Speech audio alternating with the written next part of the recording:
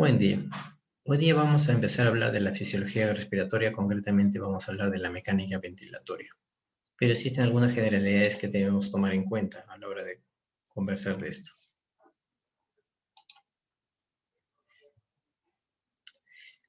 La respiración consiste simplemente en el intercambio de gases que se da entre las células y la atmósfera. En ese intercambio van a interactuar dos gases importantes, que es lo que vamos a detallar en estas 3 semanas, que es el oxígeno y el CO2. Hablar de respiración es hablar de dos tipos. Una que es la respiración externa, que es el intercambio de gases que se da entre el oxígeno de la atmósfera y, por ejemplo, hacia la luz del alvéolo. Eso se da a nivel pulmonar. Y otra es la respiración interna. Entonces, cuando yo tengo los gases que se intercambian con la luz de los alvéolos y viceversa, cuando los gases que están en la luz de los alvéolos salen al exterior, a esa parte de la respiración yo le denomino respiración externa, que es precisamente la parte de inspiración y expiración respectivamente. Algunos autores no lo consideran como una respiración externa, sino simplemente como parte de la mecánica ventilatoria. Entonces, cuando yo hablo de mecánica ventilatoria, estoy hablando de inspiración y expiración, pero entiéndase que se refiere a la respiración externa, el intercambio de gases entre la luz del alvéolo o la atmósfera y viceversa, oxígeno y CO2. Acá en este esquema, por ejemplo, vemos que el oxígeno que está en la atmósfera ingresa hacia la luz del alvéolo, hasta ahí sería la respiración externa, hasta ahí sería inspiración. Luego, ese sería el primer intercambio. Luego hay un intercambio de gases entre la luz del alvéolo y los capilares pulmonares. Luego, precisamente, que viene hacia el segundo punto. Luego existe el traslado de esos gases, que lo veremos en un posterior capítulo. Y acá ocurre lo que muchos denominan la verdadera respiración a nivel tisular, ¿no? Donde el oxígeno llega por fin a las células o a los tejidos, ¿no? Existe ese intercambio que ya sería el tercer punto, que también va acompañado de nutrientes, y luego producto de la respiración celular, producto de esos cuadros metabólicos, procesos metabólicos, se libera ATP, pero también se forma productos desechos como el CO2, los cuales son, digamos, regresados hacia los capilares, en este caso del lado venoso, en la circulación del sistema, como podemos ver en este esquema, y finalmente son eliminados. Otra vez se hace el mismo recorrido, pero de manera inversa, hacia la luz del alvéolo, y justamente cuando el CO2 está en la luz del alvéolo y sale hacia el exterior, a ese proceso se le denomina expiración.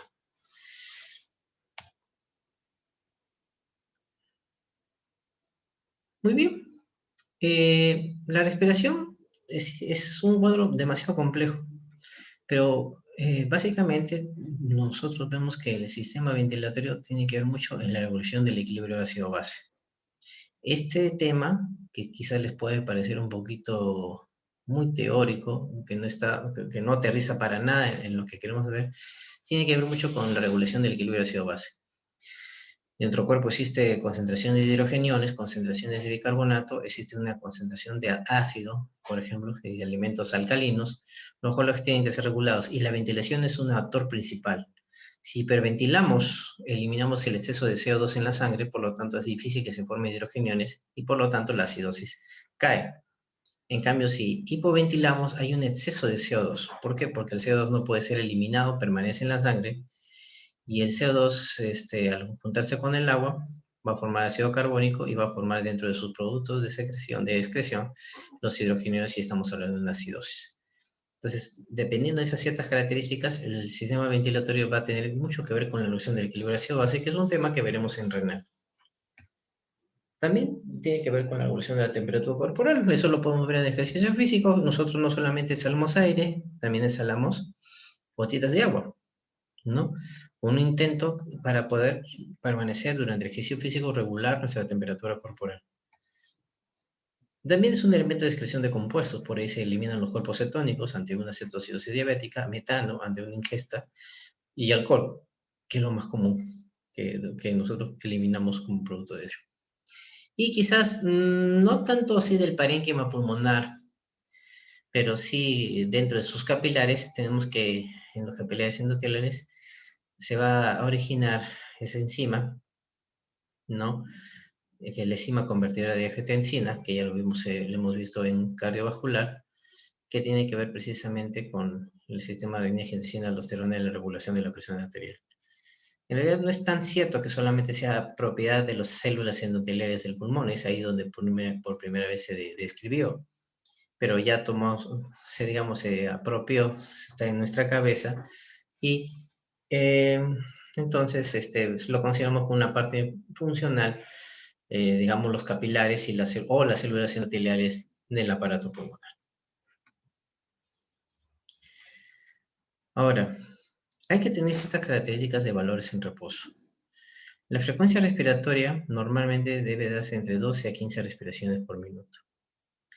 El volumen de aire que nosotros inspiramos y expiramos en cada ciclo respiratorio es de aproximadamente 500 centímetros cúbicos en cada ciclo, ¿no? Que son aproximadamente 6 a 8 litros por minuto, ya cuando incluimos la unidad del minuto en este caso, y que un poquito más de la mitad corresponde a oxígeno, como pueden ver ahí 250, y un poquito menos corresponde al CO2. En total casi hace un promedio de 500 centímetros cúbicos. Ahora, vamos a hacer una analogía. La analogía es la siguiente. El sistema cardiovascular era un circuito cerrado que traía o contenía o por ahí se desplazaba un tejido conectivo especializado llamado sangre, ¿verdad? En cambio, en el aparato respiratorio es una circulación de tipo abierta, porque como hemos visto está en contacto con la atmósfera para el intercambio que se da.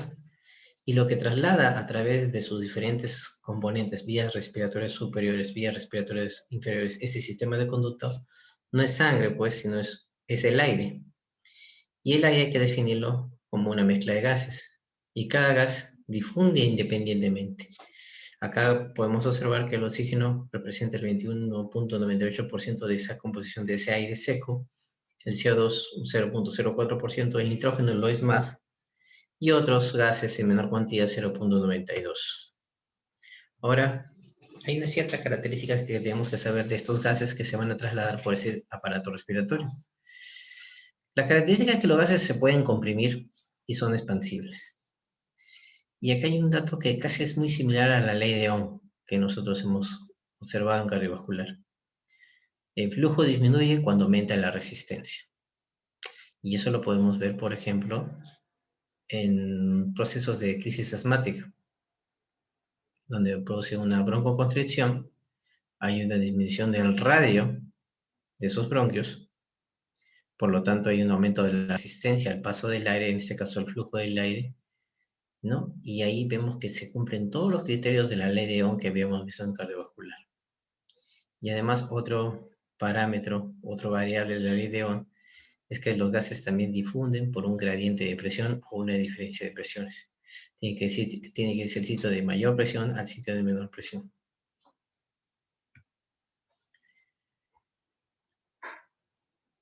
Ahora, otra característica que tienen estos gases que componen el aire es que es su solubilidad. Algunos son más solubles que otros. Sabemos que el CO2 es de ley más soluble que el oxígeno, por lo tanto el oxígeno es muy difícil que pueda trasladarse, por ejemplo, cuando ya hablamos en la sangre, porque recuerden que el oxígeno que nosotros inhalamos primero tiene que ir por una diferencia de presiones. La presión de la atmósfera tiene que ser mayor a la presión del alveolo. Entonces, si hay una diferencia de presiones, se tiene que ir del sitio de mayor presión al sitio de menor presión. Y cuando llega hacia la luz del alveolo, tiene que difundir alveolo capilar hacia la luz de los capilares. Y en los capilares se va a encontrar con elementos formes, en este caso con los eritrocitos, y también se va a encontrar con la parte líquida que corresponde al plasma. Pero el oxígeno, cuando está en el plasma, no es muy soluble. Por lo tanto, su concentración disuelto en plasma es muy baja, casi un 2 a 3%. Por lo tanto, necesita, digamos, de un carrito que lo ayude a transportarse, y ese es el eritrocito. En el interior del eritrocito se va a encontrar la hemoglobina, y gracias a él se puede trasladar, porque lamentablemente es poco soluble. Eso ocurre diferente con el CO2. Cuando, producto del metabolismo tisular, el CO2 se libera y llega a la sangre, y si bien hay un buen componente que tiene que trasladarse junto con los eritrocitos o junto con la hemoglobina, tiene mayor porcentaje de estar disuelto en plasma o en forma de bicarbonato, que ya lo vamos a ver, pero es más soluble que el oxígeno, definitivamente. Y ahora, cada gas tiene energía cinética. Y al tener energía cinética choca contra las paredes del recipiente que lo contiene. Y estoy hablando dentro de la luz de los vasos sanguíneos. Y cada gas ejerce una diferente presión, como se puede ver ahí. Eso es básicamente lo que se está expresando en esta diapositiva, ¿no? Por ejemplo, el 0.21 viene a ser el porcentaje de oxígeno que está en la atmósfera y ejerce una presión de 160 milímetros de mercurio, y así respectivamente para cada gas. El agua es el solvente universal por excelencia, y ahí lo que acabo de hablar, ¿no? El oxígeno es menos soluble, es pobre, y el CO2 en agua es buena, 30 veces mayor es soluble. Ahora, dentro de la anatomía, que bueno, es un tema que ustedes ya lo tienen que ver precisamente en la parte de anatomía, nosotros vemos que a medida que el gas ingresa por las fosas nasales, por ejemplo, hay una cavidad nasal, hay la orofaringe también, la laringofaringe, llega a la tráquea y llega a las vías respiratorias. Este es un análogo a lo que nosotros vemos en cardiovascular, que a medida que el gran vaso se alejaba del corazón, iba disminuyendo en su grosor, se iba capilarizando, es decir, se iba ramificando hasta llegar a arteriolas y finalmente en capilares. Lo mismo sucede con el aparato respiratorio. Las vías respiratorias superiores son básicamente un solo bloque, pero a medida que se van profundizando, se introduciendo el parénquima pulmonar, se van, digamos, disminuyendo en calibre y ramificándose. Pero a diferencia del sistema cardiovascular, donde existe un corazón como bomba, acá también tenemos una bomba muscular, pero no es una bomba única, es un conjunto de paquetes musculares. Ahí tenemos, por ejemplo, los músculos, el principal músculo de la respiración viene a ser el diafragma, definitivamente. Actúa como una bomba muscular que ayuda a impulsar, ¿ya? Pero tiene ayuda de otros músculos de la inspiración, como son los esternocleidomastoideos, escalenos, los intercostales externos. Y los músculos de la expiración, que ayudan a eliminar el gas hacia el exterior, depende mucho de los músculos abdominales y los intercostales internos. Acá está lo que yo les decía de la ramificación, sistema de conductos, que se van, digamos, ramificando. Miren cuántas divisiones hay, hasta 24 divisiones hasta llegar a su punto máximo que viene a ser el alveolo. Y esto es casi similar a lo que habíamos dicho en hemodinamia, ¿no? El área de sección transversal va a ser mucho mayor, precisamente los bronquiolos, porque cada bronquiolo tiene una superficie determinada en el área transversal, pero la suma de todos hace una gran superficie en comparación, por ejemplo, con la tráquea. No, que la tráquea solamente hay una, y por lo tanto un solo corte de sección transversal. Pero los bronquiolos hay bastantes, contienen áreas transversal y al juntarse todas forman una área de mayor sección transversal en comparación con la tráquea sola. Ahora, las vías aéreas, que son precisamente lo que estoy describiendo en esta diapositiva, tienen la función de filtrar, calentar y humedecer el aire. El aire seco es malo, ¿no? Y toda esa vía respiratoria superior va desde la nariz, incluyendo la boca, la tráquea, los bronquios y bronquiolos respectivamente.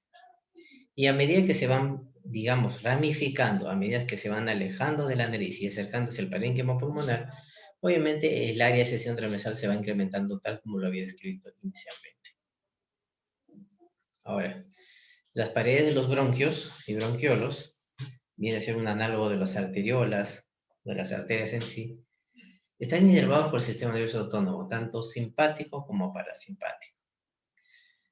Por ejemplo, en el caso de los bronquios, existen los receptores muscarínicos. Cuando hay una inervación vagal, lo que va a producir es una broncoconstricción por la desactivación de la acetilcolina sobre esos receptores muscarínicos. Pero ese es por la parte del parasimpático, pero en el simpático, la respuesta que va a ser dada es una respuesta beta-adrenérgica en la cual hay una broncodilatación. Y eso lo vemos en los procesos asmáticos. Cuando por obvios motivos el paciente sufre de una alergia y este alergeno le produce como una respuesta inflamatoria una disminución del radio de los bronquios, obviamente estamos hablando de una broncoconstricción y una alteración de la vía aérea reflejada en la resistencia y una disminución del flujo respiratorio. Entonces, ¿qué le damos? Podemos darle un bloqueador muscarínico, ¿no? O básicamente le damos unas agonistas simpáticos, como el salbutamol, lo que va a producir es una broncodilatación de las vías respiratorias con el aumento del flujo de aire. Pero también existen algunas fibras no colinérgicas y adrenérgicas, como es el peto intestinal vasoactivo, que no necesariamente son de simpático y parasimpático, no toman partido por ningún lado, pero también influyen en la inervación y por lo tanto en la dilatación de sus bronquios. Este es un ejemplo de cómo nosotros, cómo los pulmones en sí, ¿no? Y los bronquios están inervados de rojo simpático y de azul parasimpático. Recordar que en la parte de los pulmones, la inervación autónoma de los pulmones, nace en las astas intermedios laterales de T2 y T4. Luego, como pueden ver en este dibujo, hacen sinapsis con las neuronas postganglionares que se encuentran en el tronco simpático, paralelo a la columna vertebral, y luego se dirigen hacia acá, precisamente hacia sus efectores que vienen a ser los pulmones. En el caso del sistema nervioso parasimpático, el que está, recuerden que tiene un componente cráneo sacro, el parasimpático. El caso de los pulmones no está inervado por el componente sacro, sino por el componente craneal, concretamente a nivel del bulbo raquídeo, por el núcleo motor dorsal del vago, que luego al acercarse ya, recuerden la parte parasimpática, las neuronas preganglionares parasimpáticas, en este caso núcleo motor del vago, que es una neurona preganglionar parasimpática, se dirigen a un plexo cardíaco que está muy cerca al corazón, y ahí hace sinapsis con las neuronas postganglionares, que tienen fibras muy cortas y cuya función va a ser broncoconstricción o un aumento de la secreción glandular. En cambio, las simpáticas, lo que ya había mencionado, lo que va a hacer es una broncodilatación, un beta-agonista, y una disminución de las secreciones glandulares, con una mejora del cuadro respiratorio. Bueno, en esta primera parte de cardiovascular, nosotros lo que vamos a hablar es de la ventilación pulmonar, que es precisamente lo que yo dije al inicio de la clase, que es la respiración externa, el intercambio de gases entre la atmósfera y la luz del alveolo, un proceso llamado inspiración, en la cual ingresa oxígeno, uno de esos gases, y viceversa, intercambio de gases entre la luz del alveolo con la atmósfera, proceso llamado expiración, y cuyo actor principal o más conocido es el CO2. Entonces, eso es la ventilación pulmonar, la entrada y salida del flujo de aire entre la atmósfera y los alveolos pulmonares y viceversa. Bueno, entrada y salida ya está dicho todo ahí. La mecánica de la ventilación, como bien había mencionado, se divide en inspiración y expiración. La inspiración es un mecanismo activo que depende básicamente, pero no únicamente, del músculo diafragma, ¿no? Entonces ahí pueden ver un corte lateral de la parrilla costal con su esternón, con sus costillas y con su anastomosis. Bueno, anastomosis no sería sino con sus articulaciones, con la columna vertebral. Los principales actores que también intervienen en la parte de diafragma son los intercostales externos, los esternocleidomastoideos, ya que levantan la parrilla torácica, los músculos escalenos y los serratos. La respiración, en cambio, es un proceso pasivo que depende básicamente de la relajación del diafragma. Entonces, cuando yo inspiro, ese diafragma se tiene que aplanar y hacia abajo de tal manera que el pulmón se expande. Pero cuando yo expiro, el diafragma ya no se contrae hacia abajo, se abomba, empuja los pulmones hacia arriba y de esa manera el gas contenido en la luz de los alveolos sale. Y bueno, ahí están los músculos que intervienen, los rectos abdominales y los intercostales internos en el caso de la expiración. Bueno, es más de lo mismo, pero recuerden que no solamente va a depender de la inervación que pueda tener los nervios con la placa mioneural, con los músculos en cuestión, diafragmas, intercostales, escalenos, esternocleidomastoideos, sino también va a depender de la integridad de la placa motora mioneural, que es la anastomosis de bueno, en este caso, de los nervios para hacer contraer el diafragma. Si falla la placa mioneural, no se va a dar todo ese proceso de inspiración. Entonces, pero también hay que ver de la integridad de cómo se encuentra la pleura, que es la capa que rodea el pulmón, y a los pulmones propiamente dichos. Si realmente, a pesar de todo el baje que podamos tener, no logramos que el corazón se expanda adecuadamente o que elimine la respiración de manera adecuadamente, no lo va a poder hacer cuando llegue a Trujillo, por ejemplo. Ya se adaptó y obviamente ya el problema es más crónico. Ahora sí. La presión atmosférica nosotros lo catalogamos como 760 milímetros de mercurio, ¿no? Y la presión intraalveolar dentro del alveolo es 757. Obviamente, ¿dónde hay más presión? Afuera. Esta presión atmosférica, dependiendo del sitio donde esté, es una variable constante. Si estamos a nivel del mar, la presión atmosférica en milímetros de mercurio se va a expresar en 760 milímetros de mercurio. Entonces, cuando yo aumento o se contrae el diafragma, o aumenta la actividad de los intercostales externos, el diafragma se contrae hacia abajo, es jalado también por los intercostales externos, y lo que se produce es precisamente el proceso llamado inspiración, como se ve acá en el esquema. Se contrae el diafragma, miren cómo está, 760 arriba, o sea, en la atmósfera, ¿no? Y 750 abajo. Y en caso de la inspiración tiene que ser todo lo contrario, tiene que ganar la presión atmosférica. Y eso se debe a una relajación básicamente diafragmática. Nosotros teníamos esto en el laboratorio, que era un globito, que este globito representa, hay dos globos acá, este viene a ser el alveolo y este es el diafragma. Cuando el diafragma se contrae hacia abajo, obviamente el globo se hincha y entra el aire por acá. Pero cuando regresa, aquí, sale. Y la presión diatorácica se vuelve negativa. Bueno, no sé si lo habré puesto acá, pero lo que sí puedo decirles es lo siguiente. Que nosotros tenemos que, vamos a reemplazar esos valores de 660 milímetros de mercurio por un código binario. Un código binario.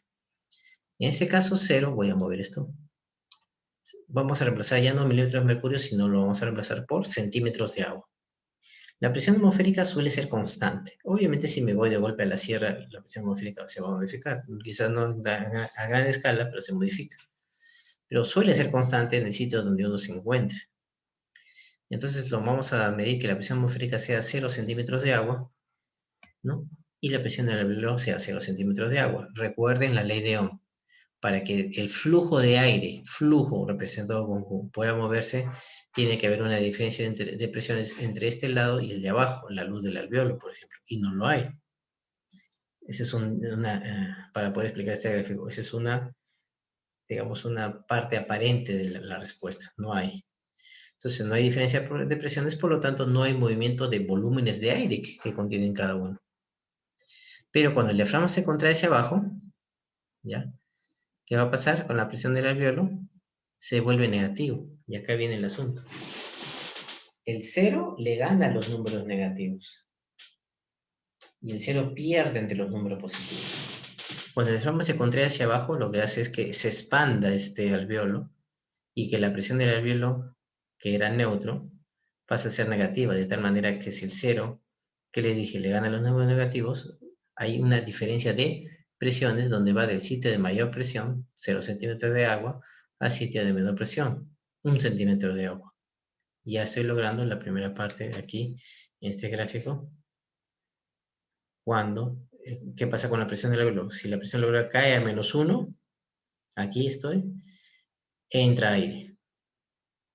Entonces recuerden, cuando la presión del alveolo cae a -1, ¿por acción de quién? Del diafragma, ocurre un proceso llamado inspiración con entrada de aire y aumenta el volumen de aire a más o menos 500 centímetros cúbicos, es lo que les había dicho.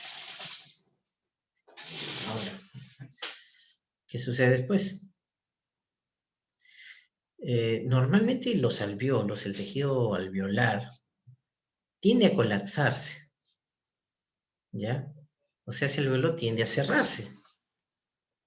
Por eso se requiere que haya una fuerza negativa en el exterior de los pulmones y esa es pues la presión negativa que hay en el espacio pleural, que es la membrana que rodea la pleura a los pulmones. Esto es, por ejemplo, linfático capilar, la arterial, lado venoso, los linfáticos y el alveolo. La causa básica de esta presión negativa pleural que logra hacer posible que nunca el alveolo esté colapsado completamente, a eso iba yo, es el bombeo de líquido hacia afuera por los vasos linfáticos. ¿Se acuerdan que había un capilar del lado arterial que sale y que el linfático lo captaba y hacía que la presión sea negativa, menos 5 centímetros cúbicos? Entonces, la presión de la pleura, digamos que es otra presión que ayuda a evitar el colapso de los alveolos y siempre mantenga su negatividad, porque prácticamente el linfático jala, ¿ya? Entonces, cuando la presión en la pleura es acá, aumenta a menos 7.5, ¿qué va a pasar? Cae, ¿no?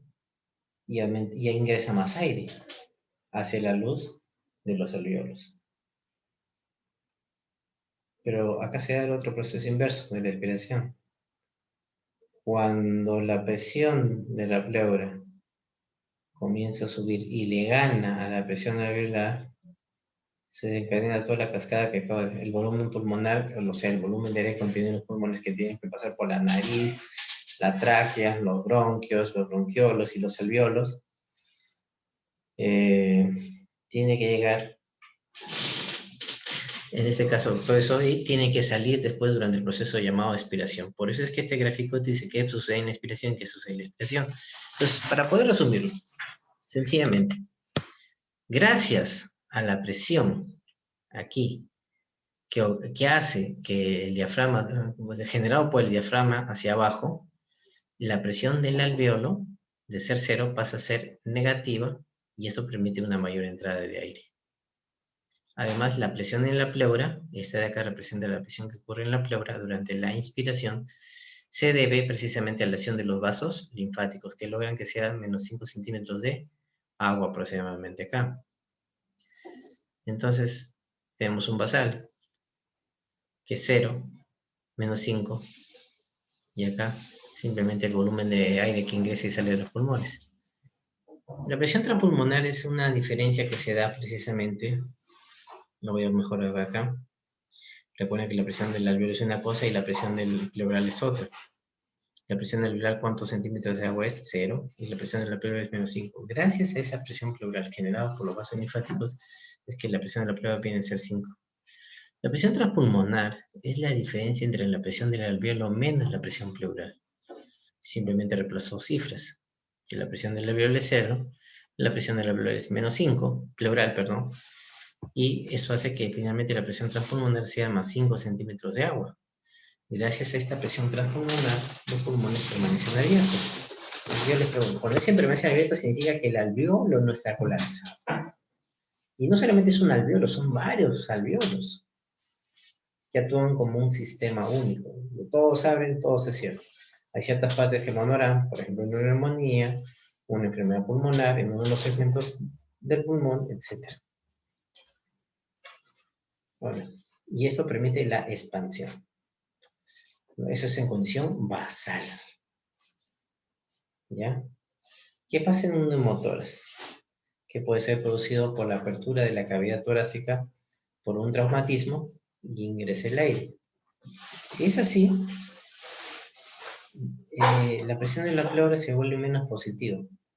Los pulmones ya no permanecen abiertos y simplemente se colapsan. ¿Ya?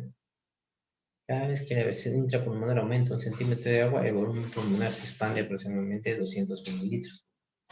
Más o menos es así.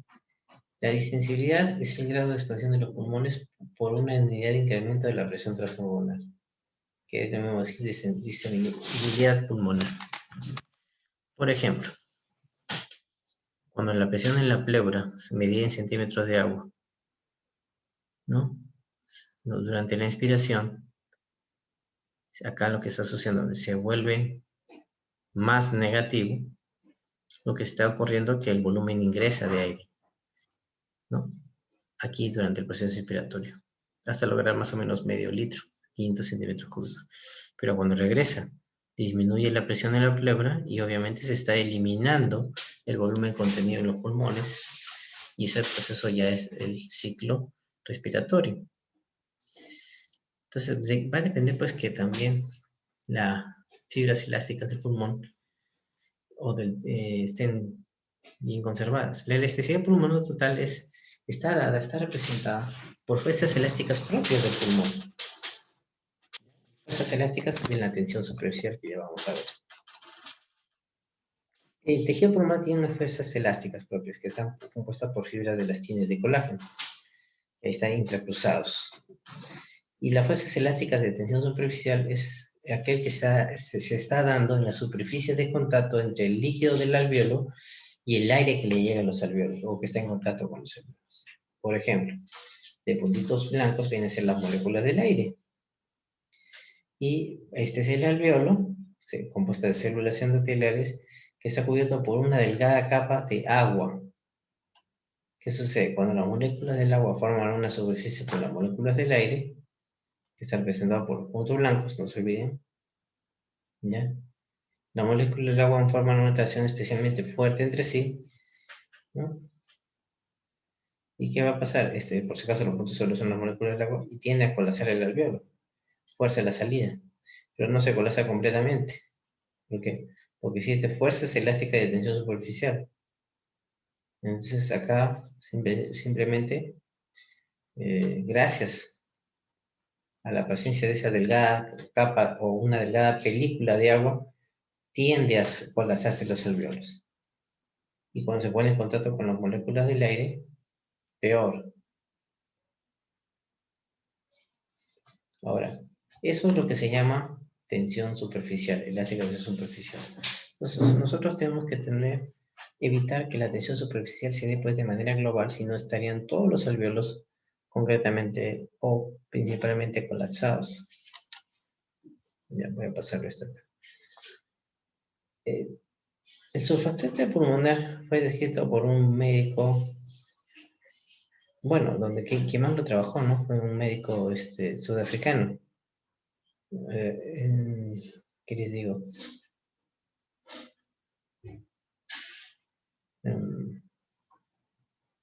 Que si no fuese por el agente tensoactivo, que es elaborado por las células epiteliales tipo 2, que son células que forman el recubrimiento interno de los alveolos, si no fuese por ese agente tensoactivo que tiene dipalmitoilfosfatidilcolina, las moléculas del agua de todas esas películas terminarían por colapsar a todos los alveolos y obviamente moriríamos asfixiados. Pero eso no pasa por el agente tensoactivo. Cuando hacemos un corte transversal, lo vemos que está tapizado de esta manera. Casi todos están compuestos de células epiteliales tipo 1 o neumocitos tipo 1, que es lo mismo, ¿no? Y en cambio, las células epiteliales tipo 2 o neumocito tipo 2 es aquel que forma el agente tensoactivo.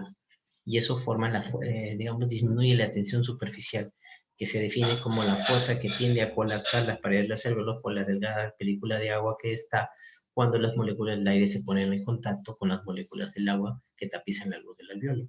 Pero gracias a que tenemos los neumocitos tipo 2 que se fosfatidil, dipalmitoilfosfatidilcolina, o sea, el agente tensoactivo, ese colapso no se da, ¿no? Muy bien. Entonces, la pérdida sulfatante que ocasiona pulmones rígidos, no distensibles. Si las vías aéreas respiratorias están bloqueadas, por ejemplo, en este esquema, la tensión superficial tiene que provocar el colapso de los alveolos, porque precisamente no llega las moléculas del aire, ¿no? Y la cantidad de presión generada en un alveolo puede expresarse por lo siguiente, que la presión depende de la tensión superficial al doble y por el radio de la luz del alveolo. Con agente tensoactivo, ¿qué tenemos? Con agente tensoactivo disminuye el radio del alveolo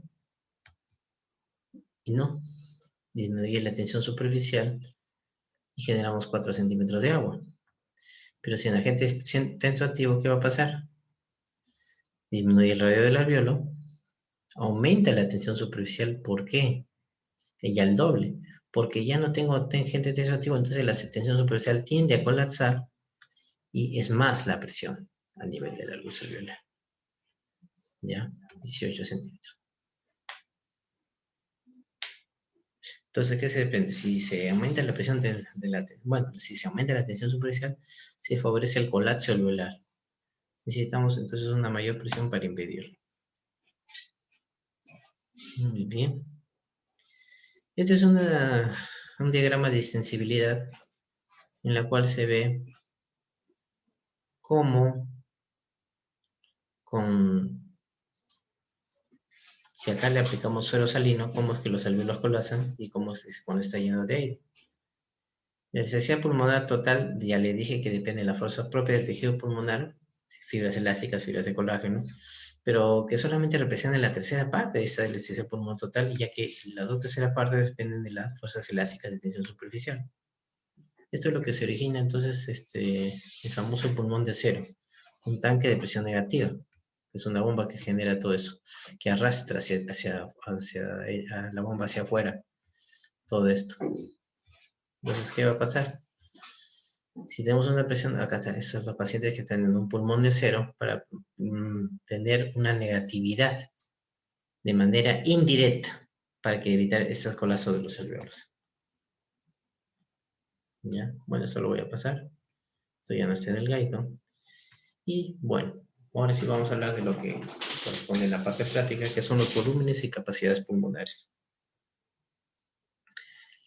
El volumen de nosotros cuando decimos un volumen corriente, es lo mismo decir un volumen tidal, como suena, T-I-D-A-L.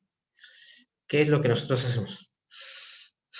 Ahí elimina 500 centímetros cúbicos. Inspiración, expiración, inspiración, expiración. El volumen de acción inspiratoria es definida por esto. Es fácil, no hay que hacer, no es tan complicado.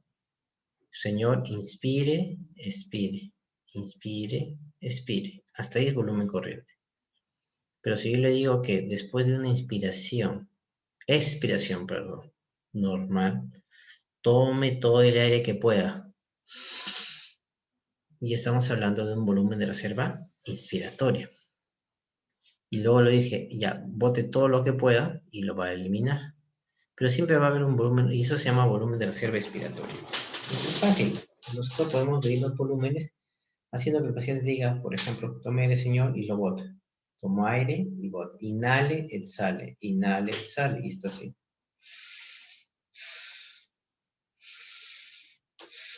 O decimos, después del segundo proceso, después de la expiración, tome todo el aire que pueda. Entonces el paciente está, hasta ahí va 1. Hasta ahí va 2. Y después del 2, tome todo el aire que pueda. Y luego lo elimina. Cuando toma todo el aire que pueda, se llama volumen de reserva inspiratorio. Y cuando lo elimina, con toda la fuerza que pueda, se llama volumen de reserva expiratorio. Pero siempre va a haber un volumen de reserva, un volumen que nunca va a salir, que está expresado por estos números. ¿Ya? Entonces, ya sabemos que son los volúmenes, que son desplazamiento de volúmenes de aire propiamente dicho, y las capacidades es la suma de uno o de dos o más volúmenes. La capacidad inspiratoria podemos decir que es el volumen de reserva inspiratoria y el volumen corriente inspiratorio. Y la volumen de reserva expiratoria es precisamente solamente esto. Entonces las capacidades son la suma de dos o más volúmenes. La capacidad inspiratoria será entre el volumen de reserva inspiratoria y el volumen corriente. Y la capacidad residual funcional será esta, entre el volumen residual, el volumen que nunca sale, que no es desplazado, y el volumen de reserva expiratoria. Y la capacidad vital es casi todo esto menos el volumen residual. Lo tenemos de esa manera. Bueno, esto lo hacemos precisamente, este es un aparato muy antiguo que ya no se usa, que es un espirómetro, que precisamente está conectado aquí a la parte ventilatoria del ser humano para poder medir sus ciclos, tanto en la inspiración como en la expiración en un determinado tiempo. ¿Ya? El volumen minuto respiratorio es el total de aire removido hacia adentro o fuera de los pulmones cada minuto. Es casi el análogo del gasto cardíaco. El gasto cardíaco hemos dicho que era el volumen de sangre que sale del corazón, o sea, el volumen sistólico, por una unidad de tiempo en un punto determinado, en este caso por frecuencia cardíaca. El volumen minuto respiratorio es el volumen corriente, o sea, el volumen que entra y sale de mis pulmones de manera normal por una unidad de tiempo, en este caso vendría a ser la frecuencia respiratoria, ¿no? El espacio muerto, son definiciones que vamos a hablar, es el área circulante en cada ciclo que no interviene en intercambio gaseoso. Pero llámese intercambio gaseoso a nivel de la luz alveolar capilar, ¿ya?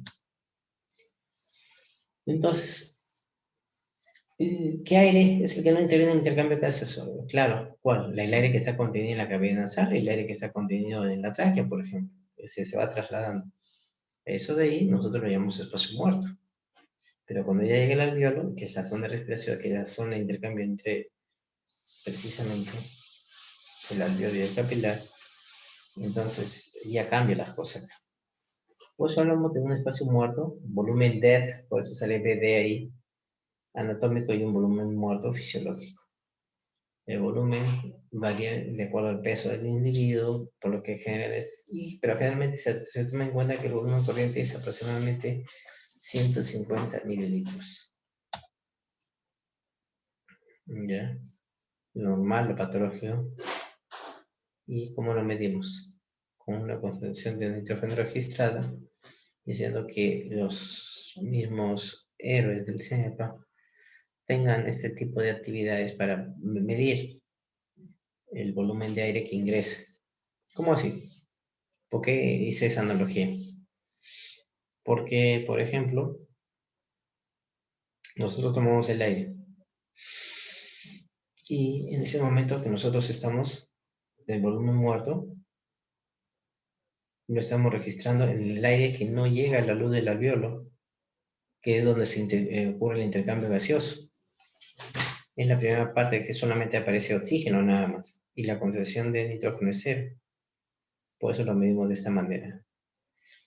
Bueno, voy a entrar a la ventilación alveolar por minuto, que es la cantidad, por eso se llama ventilación alveolar, que es la cantidad de aire que es llevado a la zona respiratoria por minuto. O sea, la zona respiratoria es la zona donde ocurre el intercambio alveolo capilar.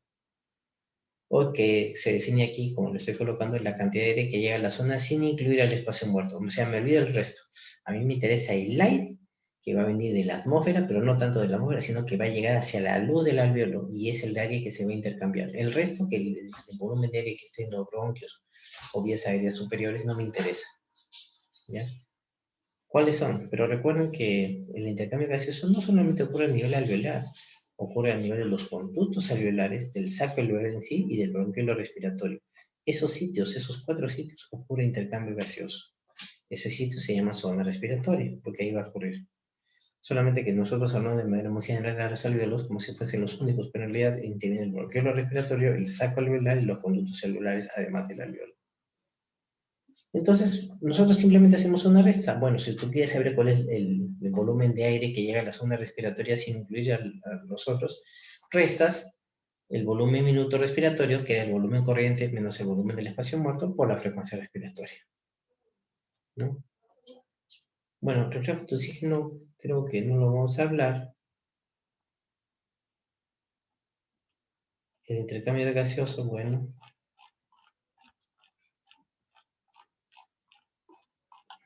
Esto ya es un poquito más.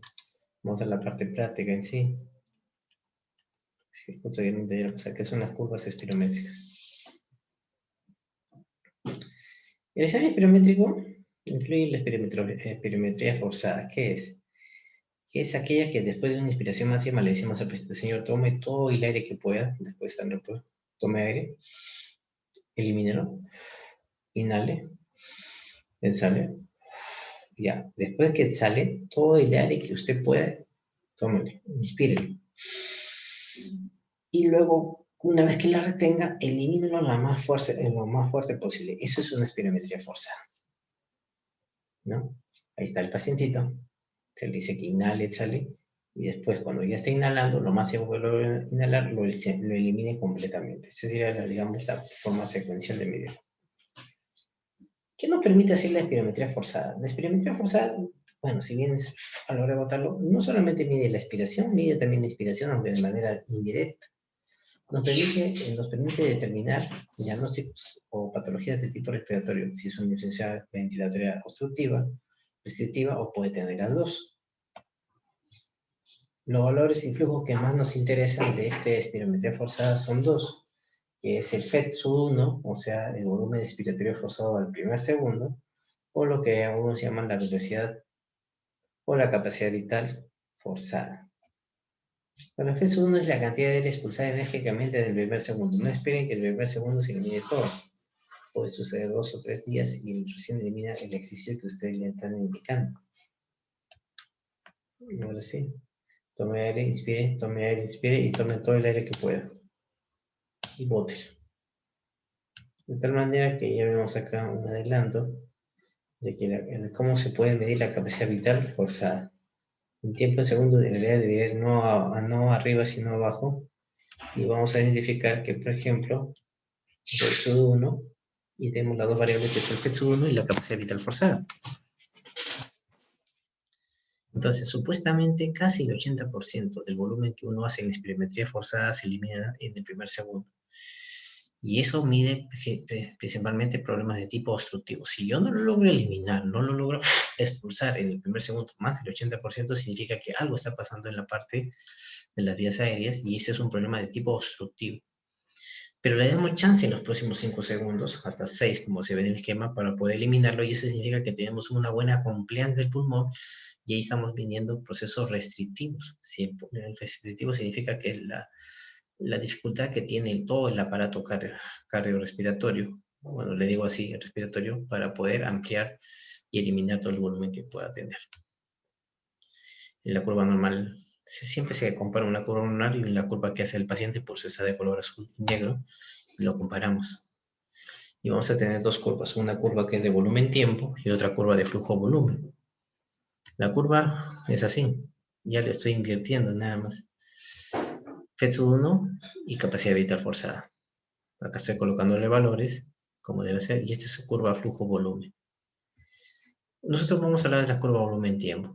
El examen espirométrico incluye datos personales, datos analíticos, datos antropométricos, y en el cual le pedimos al paciente su edad, su peso, su sexo, si es fumador o no, su talla, ¿no? Si fuma, te decimos cuánto es la frecuencia, porque esos resultados van a ir a una base de datos que lo van a comparar con las mismas características que tiene el paciente. Si el paciente pesa 60 kilos, pide 1,80 m, por ejemplo, se me ocurre, ¿no? Es fumador o no, entonces el ejercicio y la espirometría que tú hagas van a compararse con una base de datos de unos pacientes similares a ti, que supuestamente son normales, y van a comparar si realmente se adecúan o no, si corresponden o no, si estás por debajo del nivel normal o estás por encima del nivel normal. ¿Ya? Es lo mismo que acaba de decir. Entonces, ahí está. Se me ha tomado todo el aire. Luego, es todo eso lo que es, bueno, se le devuelve. Entonces, esto es lo que hace el paciente.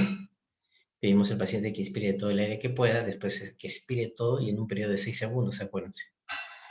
Entonces, se tiene que tener 3 pruebas reproducibles, máximo 8 intentos expiratorios, y las maniobras que estás haciendo no puedes que ya hice uno y ahora voy a hacer otro inmediatamente. No, debe estar separado por lo menos 30 segundos. Y no debe ser mayor de 200 mililitros a la hora de medirlo. Entonces, ¿qué vamos a medir ahí? Vamos a medir la capacidad vital forzada, lo que elimina de volumen en el primer segundo y luego si está relacionado con un cuadro obstructivo y después en los siguientes segundos para ver cómo está la compliance del aparato respiratorio, ¿no? Que si está alterado sería un problema restrictivo. Un problema restrictivo, por ejemplo, es todo lo que me limite pues, a hacer la inspiración. Por ejemplo, si yo sufro un traumatismo de todas mis costillas y me dice toma todo el aire que puedas, no lo voy a poder hacer. No es que tenga un problema obstructivo, sino tengo un problema de tipo restrictivo, porque mi compliance no está adecuada. O también no necesariamente puede ser procesos traumáticos, sino todo aquello que impida que yo me pueda hacerlo. Por ejemplo, una miastenia gravis, que es una alteración que se da de la placa mioneural y no me permite que yo me pueda expandir, pero no es por un problema estructural, es un problema funcional. Y así. El cociente entre los dos me llega a determinar lo que se llama el índice de Tifenau. El índice de Tifenau es la relación o el cociente que se da entre el FET1 y la capacidad vital forzada. Entonces el FET1 está en relación con la resistencia, la cual depende a su vez del radio y está más en relación con la expiración, procesos de tipo obstructivo. O como bien dice ahí, insuficiencia ventilatoria obstructiva. La capacidad vital forzada tiene que ver con la arterialidad tóraco-pulmonar, que tiene que ver con procesos restrictivos. La compliance que les había dicho inicialmente. Enfermedad de tipo restrictivo hay varias. enfermedades que comprometen el aparato alveolar, edema de pulmón, atelectasia que no me permite que se expanda, problema de tipo restrictivo, no hay una adaptabilidad adecuada, no hay una complianza adecuada. Y ahí tenemos un montón que solamente les voy a dejar ahí. Por ejemplo, la obesidad y la ascitis, porque si tengo ascitis, que es la acumulación de líquido, obviamente el diafragma cuando quiera expandirse no lo va a poder hacer. ¿Qué están aprendiendo? Que el diafragma forma parte de la arteria torácico-pulmonar. La arteria torácico-pulmonar tiene una base anatómica que está condicionada, por ejemplo, con una buena función de la placa mioneural, con una buena función y estructuras del diafragma, de los músculos, de las vértebras, de la columna en sí, de las costillas con el esternón, ¿no? Problemas, cómo está la anatomía de la pleura, cómo está la anatomía del pulmón, si hay algo que impida que realmente no se dé ese tipo de complianza de la arteria torácico-pulmonar, entonces todo aquello son problemas de tipo restrictivo. Esta es otra manera de verlo. Tome todo el aire que pueda, luego limítelo, ¿verdad? Si tengo un volumen corriente poco es lo que voy a sacar, pues. Muy bien. Paciente representado azul y esto lo traslado acá. Muy bien. Obstructivo, todo lo que disminuye la resistencia, el que tiene que ver con el radio. Estoy colocándolo. Y eso va a caer en el primer segundo. Por ejemplo, en un proceso asmático, ¿qué pasa? El radio de los bronquios disminuye. Aumenta la resistencia y el flujo del aire va a ser difícil salir. Por lo tanto, el volumen respiratorio forzado en un segundo va a ser menor. Estamos en insuficiencia ventilatoria restrictiva. Entonces, ¿qué pasa? Cae el volumen respiratorio forzado el primer segundo, pero como no hay alteración de la arteria tóraco-pulmonar, no están rotos mis costillas, mi diafragma, mi columna vertebral, mi pleura está bien, mi placa mioneural está bien, entonces la capacidad vital es normal. Pero el índice cae. Entonces, cuando a mí me dan una lectura que un volumen respiratorio forzado al primer segundo está disminuyendo, la capacidad vital está normal y el índice de difusión está disminuido porque es una relación directamente proporcional, yo diría que estoy ante un proceso, un patrón ventilatorio de tipo obstructivo. La curva aromática, como sigue, todo cae en el primer segundo, pero como la arterialidad se conserva a lo largo de los segundos, esta es normal. Esa es una representación gráfica de lo que yo acabo de expresar. El segundo disminuye, pero la capacidad vital se conserva. Entonces recuerda, FET1 disminuido, capacidad vital forzada, normal. Y el índice de difeno representado por ese cociente cae. Bueno, la integral de la pleura, vamos a un neumotor response, al otro si tengo un neumotórax que es la presencia de, por este verduguillo, por este cuchillo que entra aire al pulmón, ese alveolo, ese pulmón no se va a poder expandir. Entonces ya ha habido una alteración de la integridad del aparato respiratorio, hay una alteración de la arteria tóraco-pulmonar. Entonces, ¿qué va a pasar? ¿Por qué cae el FES1 si no es un proceso obstructivo? Fácil, pues, doctor. Al existir compresión de los pulmones, si entra poco aire, ¿qué es lo que va a salir? Poco aire. Por lo tanto, cae también. La capacidad vital forzada cae consecuentemente. ¿Y el índice cómo se manifiesta? Si los dos caen de manera proporcional, el índice se manifiesta como si estuviese normal. Sentido común. ¿Ya? Y sería así la curva. Los dos caen. ¿Ya? Y acá les pongo valores. Y el índice de difeno no varían porque los dos caen de manera proporcional. ¿No? Eso es lo que les había dicho, normal. Cae 80% el FET1, cae la capacidad forzada en un 80% y así. Ahora, en un paciente que tenga un cuadro tanto obstructivo como un asma, una crisis asmática, o una alteración de la arteria torácico-pulmonar, como es el caso de una neumonía, los dos caen. ¿Ya? Es una alteración mixta. Pero va a caer más el FET1 y eso hace que el índice también cae. Si los tres caen, quiere decir que el paciente tiene una patología mixta, tiene problemas de cuadro obstructivo y de cuadro restrictivo. Así es. Bueno, estos son valores pero con numéricos, no los voy a marear tanto. Bueno, hasta acá es la parte que corresponde a aparato respiratorio mecánica ventilatoria.